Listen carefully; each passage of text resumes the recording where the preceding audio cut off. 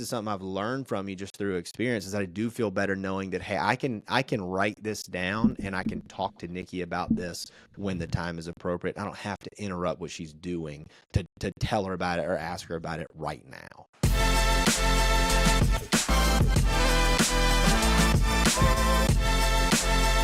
Hey, everybody.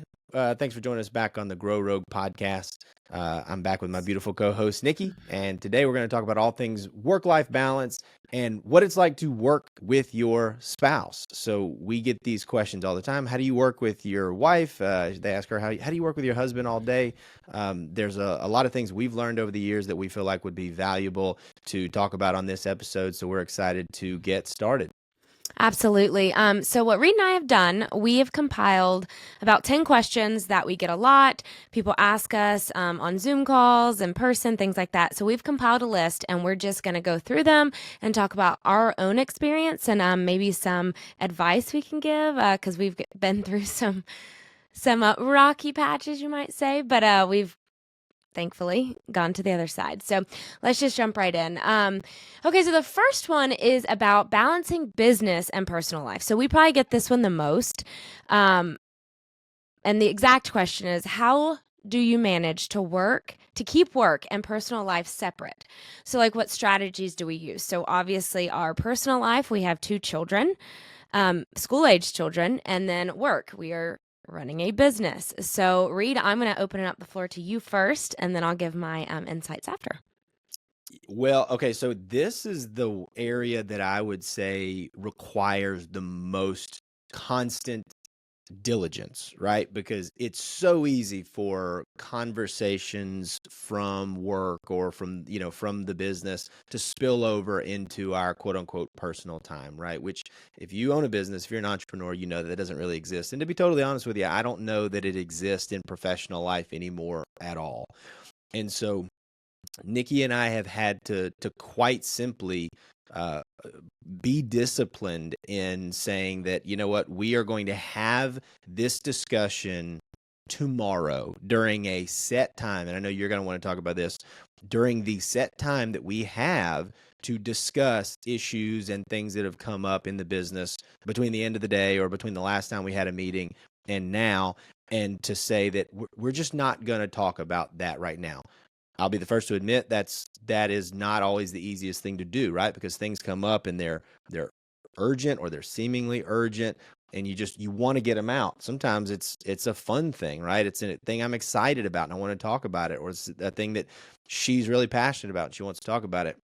And so what we have to do is say, like, look, is this something that we can actually deal with and solve right now, or should we hold this off to our stand-up call that we'll have tomorrow morning?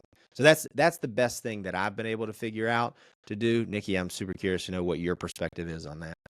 Yeah, so my strategy, and this took, no joke, probably 2 years to solidify.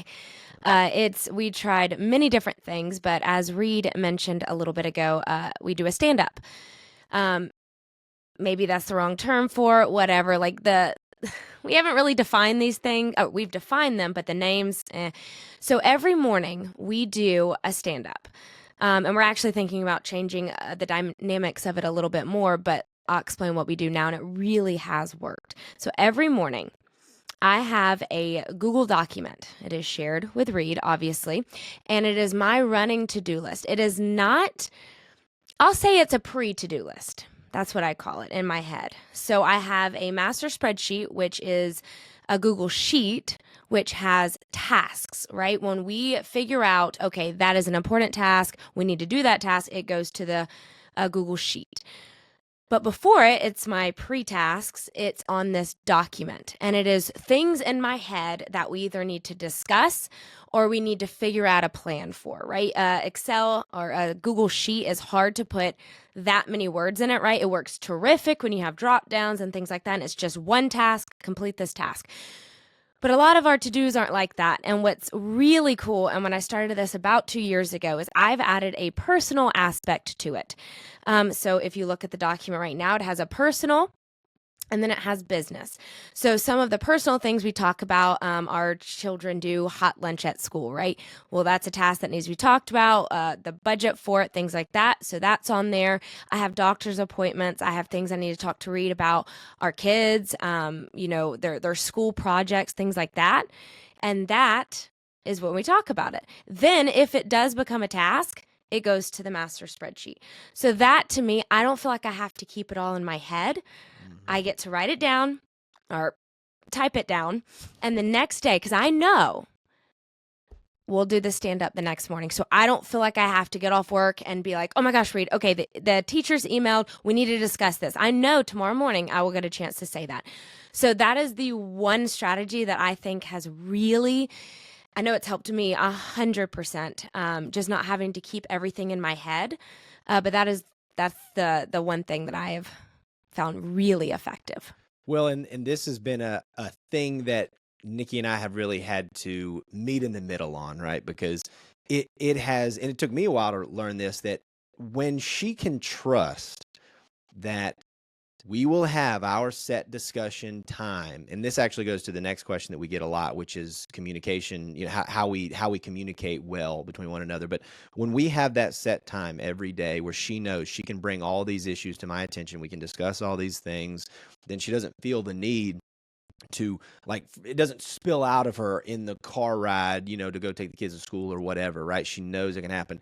And for a guy like me, who I'm allergic to meetings, that was something that I had to acknowledge was, this is not only beneficial to the business, but this is something that I can do to serve my wife, right? And to be better for my wife. And so that it's a business thing, right? It's a business meeting, but it's absolutely something that is probably more crucial to the health of our relationship than it is to anything else. So, and that's the theme you guys are going to see throughout this discussion is there, you just cannot separate. I'm not going to ever be able to look at her as, she's not my wife right now because it's within the hours of 9 to 5. That's a dumb delusion that no one could ever actually live out and implement. So you just need to accept and acknowledge that you're going to need to do some things that benefit both the business and the personal relationship. Absolutely. I could not agree more. And that's what I mean. We've sometimes been through the trenches because I'll get this thing in my head and I'm like, okay, well, this helps me. And Reade's like, one, I don't have time to add that to my calendar and things like that. So we really had to work on, okay, when can we do this? I'll give you one example. It used to be, the stand-up used to be at 8:30 every single morning. I was like, it's the first thing I want to do. We drop the kids off from school. I want to sit down at my computer. I want to pull up Zoom. And I want to go through our to-dos, and I want to hit the ground running. Well, we tried that for a good while, and Reade finally came to me and said, this doesn't really work for me. I feel like I can't have 2 seconds to breathe because he takes the kids to school with me. We do that together. And he said, I really enjoy writing in the morning, and that really is beneficial to our business for him to write. So I thought, okay, that's so true. So instead, now we start at 9:30. And before, we each have an hour. So I do my Bible study and my reading, and Reade writes and does whatever else he wants to do in that hour. And it doesn't feel like he is trapped the second he gets into his office. And so to me, that is the compromising. Because Reade, I will, and I need you to admit this, that it does get things done and it is beneficial. It is. So please just admit that. I fully admit that the daily stand-up is really beneficial, and I really appreciate giving me that buffer time in between, getting back into the office and doing that meeting, because Nikki's right. That is kind of my protected time to be creative. I'm most creative in the morning. That's just kind of when my circadian rhythm or my ultradian rhythm allows me to be most creative. And so if I can do both of those things, I walk into that daily morning meeting way more fresh, way more focused, and way more ready to be collaborative and supportive and things like that. So, and great example. So talking about communication styles, that it goes right into this because Yeah. I'm a very visual learner. I need everything written down. I have sticky notes everywhere. Very organized sticky notes, but I am a very visual person. If I write it down, I'll never forget it, or at least the likelihood of me forgetting it is a lot less. So that is one of my communication styles. And I'll just go ahead and bring up, when we first started working together, that was the most challenging part of working with a husband and wife because obviously, I stepped into a business that was already here and it already existed.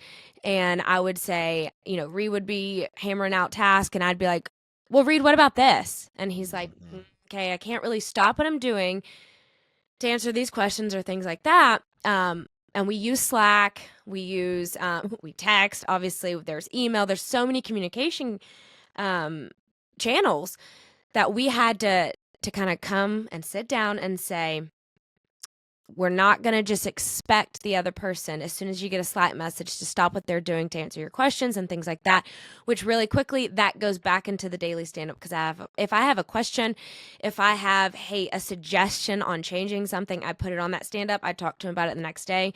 He's more willing to hear it, basically. But Reed, talk about your communication for us.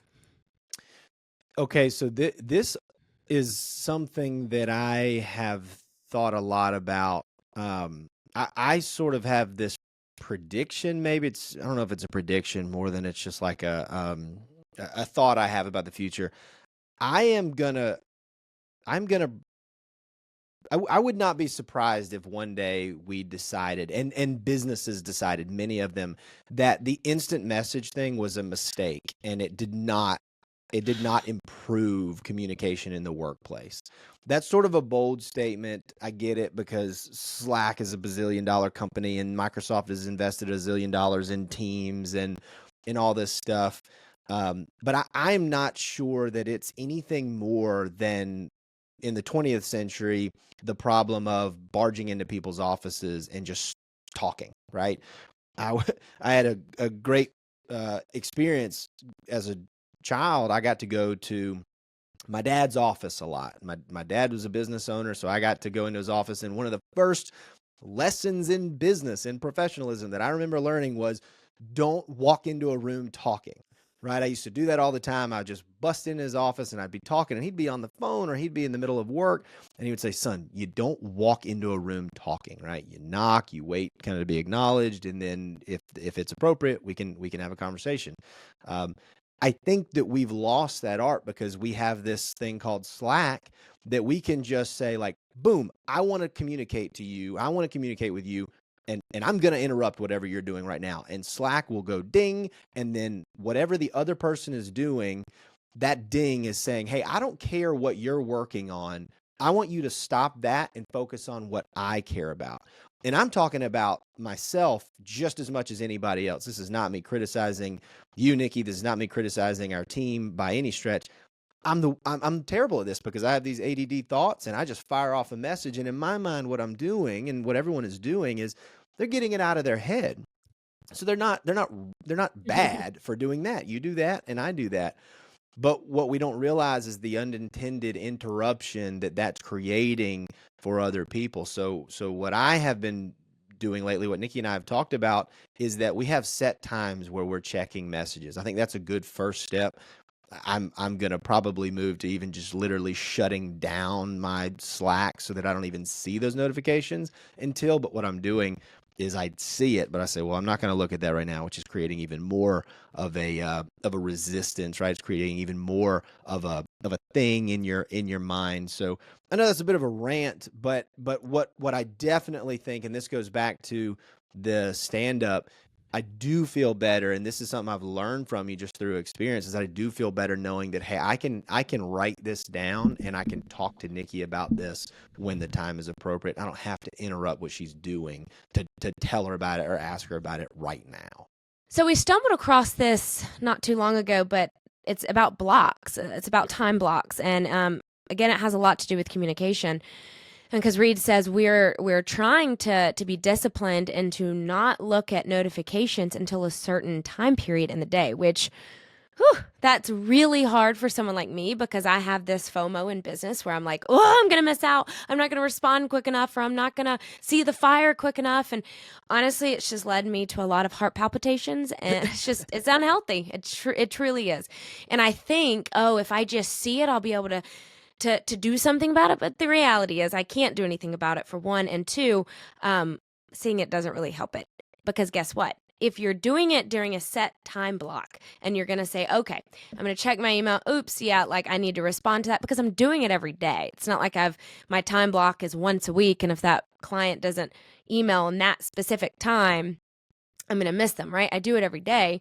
But communication, especially in our time, and it's very difficult. It's very difficult. I got the school.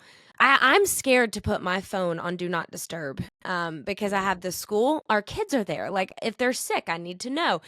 You know, if a client calls, like, I can't put my phone on do not disturb. So the best way we can figure out how to do this is to have time blocks in which we check, and we let go of that expectation that people just immediately have to respond to us. Because if something is truly that, if it's an emergency that much, then you call the person. Then that has to be dealt with differently. Yeah, I mean, the reality is, and we talk about this sometimes when our big brain is thinking, is that, like, we're not saving lives for a living, right? Like, we do marketing.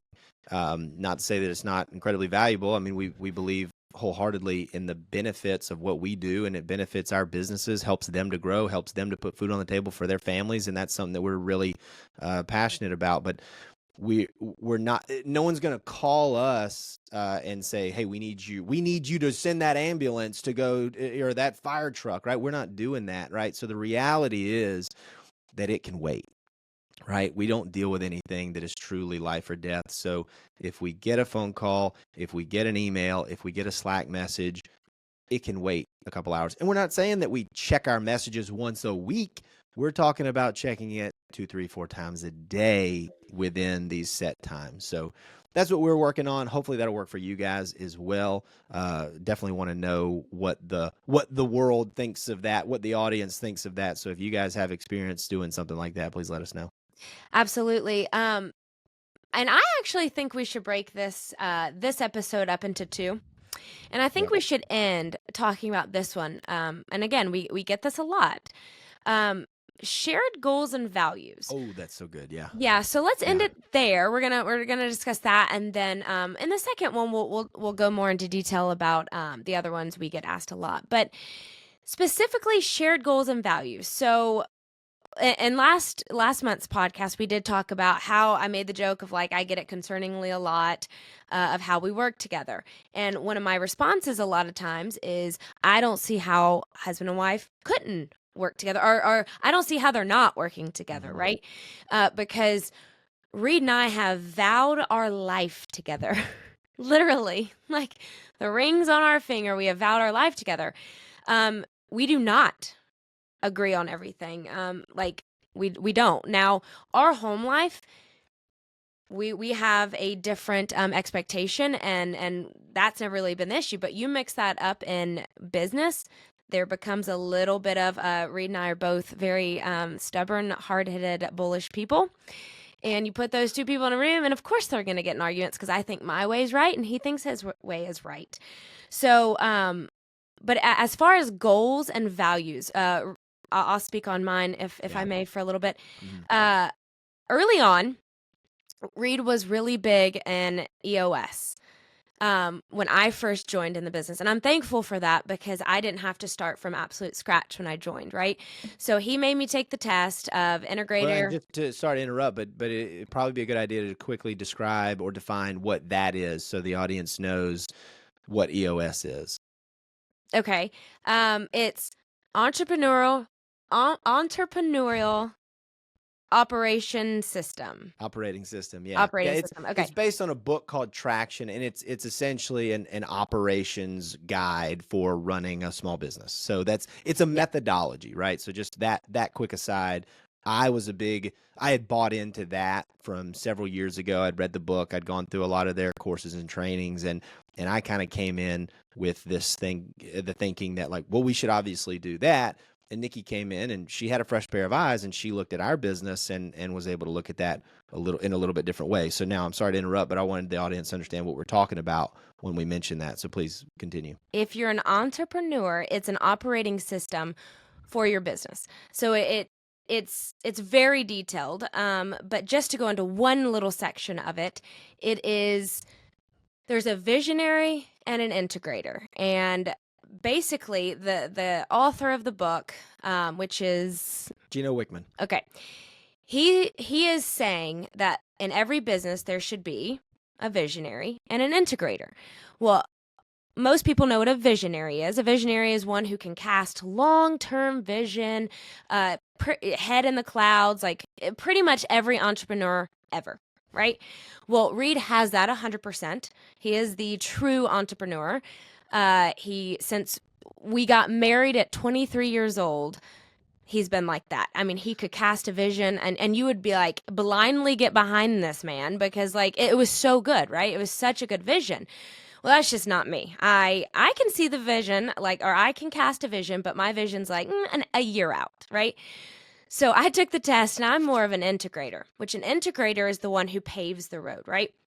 And so typically in a business, you want a visionary integrator. The visionary is typically the CEO. Integrator is typically the COO. Well, we were like, well, by golly, I'm better at organization and ops, and Reade is obviously better at running the entire full picture. So we were like, okay, maybe there's something to this. So, we did our research and things like that. But it really, Reade is so good at casting a vision for our personal life because guess what? Our business succeeds. We are so profitable. We use that money to fund our personal life. So him and I can talk about these vision plans for our personal life that are just made up from the business. So that to me is how our goals completely 100% align. We constantly talk about that, and it can get frustrating sometimes because, well, in my brain, 10 years out is very hard for someone as controlling nature as me and anxiety driven to look 10 years out and be like, oh yeah, I'm just gonna have this, this, and this. And I'm very logical. So half the time I'm like, no, Reade, there's no way you could start a business. There's no way you can run a business. And here we are.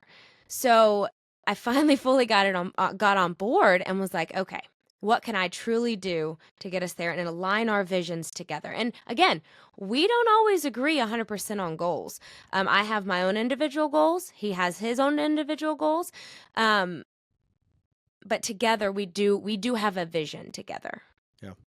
Well, and I can add some additional clarity and context to that. So I believe it's really important to have a long-term vision. Obviously, that's kind of how I'm wired. And look, I've even had to bring it down to earth a little bit more than I'm comfortable with, just for Nikki's sake. I mean, I think in 50-year time frames, right? I think about what I want life to look like and the legacy that I want to leave when I'm, in my 80s, right? I brought that down to earth a little bit, and we talk about our 10-year vision. We talk about the 3-year picture, the 1-year plan. And then we more recently have been framing things in 12-week chunks. When you get under the 3-year and 1 year, it then allows for the ops to come in. Yeah, the individual, especially the one who is more ops minded, Nikki, to then take ownership from there, right? Because one, she feels like, okay, I understand where we're trying to go. I understand the direction that the ship is headed in. Now let me take care of the details on how to get there. And I feel comfortable knowing that she sees and agrees with the long-term vision. And frankly, I don't want to be in the details. So that it actually creates a lot of freedom and liberty. Those are synonyms. It creates a lot of liberty for each individual to kind of just do what they are best at. And so that would be some day one advice I have. If you haven't had these discussions with your spouse, with whom you are running a business and a life, I would give this advice even if you're not working together and you just happen to be married. I was just about to say. Yeah, what is your long-term vision for your life together, right? And then break that down, get close to the runway level and figure out, okay, what do we need to do in the short term to get us closer to that vision. And then this is something that I feel like is really, really important that does not get talked about nearly enough. There does need to be some discussion about what is the vision for our life today, right? So we don't want to just put that carrot on the stick so far out in the future and say, well, we're not going to live a life that is satisfying and pleasing to the Lord, and it creates a successful business and all that kind of thing, because we are going to do that in the future, right? So that's where that collaboration needs to take place, and make sure that vision stretches from now into the future as well. So that's just a little aside that's been something that's very important to us. So, Yeah, and that's why milestones are so important. right. Just giving yourself a little bit of that reward, because yeah, I mean, if we yeah, if you say like 5 years I'm going to have this, and that's where your mile marker is, you're going to burn out. You won't do Right. it. In 5 years you can't do it, Yeah. right? So you have to have these little, and right now we're doing a 3-month chunk, 3-month goals. It's just not that big, right? Your brain is like, "Oh, well I can do that. I can do anything." I used to tell myself that in the gym. I'd be like, I hated running on the treadmill, but I could say I can do anything for 30 minutes. Like anything for 30 minutes, and cuz afterwards I knew how I would feel, and I'd feel better. All right, guys. So we have a lot more to talk about on this subject, but we want to hear from you, right? What other questions do you have? What thoughts do you have about what we've discussed today? Do you want to hear a part 2 on this subject? If so, please let us know. And if you're watching this on YouTube, please make sure that you like and subscribe. And please do leave a comment. Just let us know that you're watching. Let us know where you're coming from. And tell us about your business and what you're working on with your spouse, or even on your own, and what your plans are for the future. So make sure to go to growrogue.co and subscribe to the newsletter so you never miss an update from the podcast and from the other things that we're doing. All right, guys. See you on the next one. Thanks so much for joining us.